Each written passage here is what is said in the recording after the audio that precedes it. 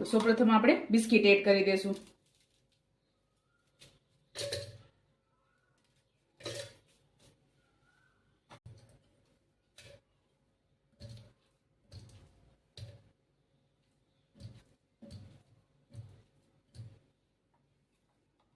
ત્યારબાદ ખાંડ એડ કરશું.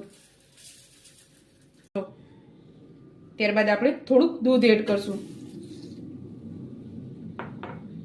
4 ચમચી જેટલું આપણે દૂધ એડ કરેલું છે. ત્યારબાદ ચોકલેટ સિરપ એડ કરશું.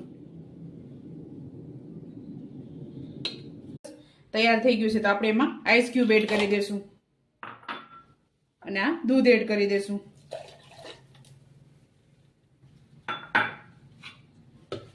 તો એકવાર આને પીસી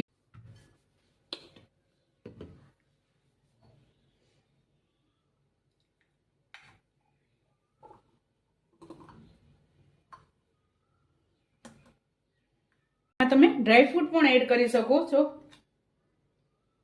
તો આમાં તમે ડ્રાયફ્રૂટ પણ એડ કરી શકો છો અને વધારે હેલ્ધી કરવું હોય તો તમે આમાં મખાનાને રોસ્ટ કરી ત્યારબાદ તમે મખાના પણ એડ કરી શકો છો.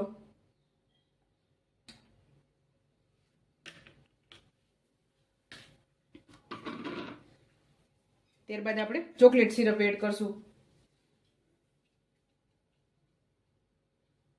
આ જ રીતે બનાવજો અને મને યાદ કરજો. મારા વિડીયોને લાઈક, શેર અને સબસ્ક્રાઇબ કરવાનું ભૂલતા નહીં.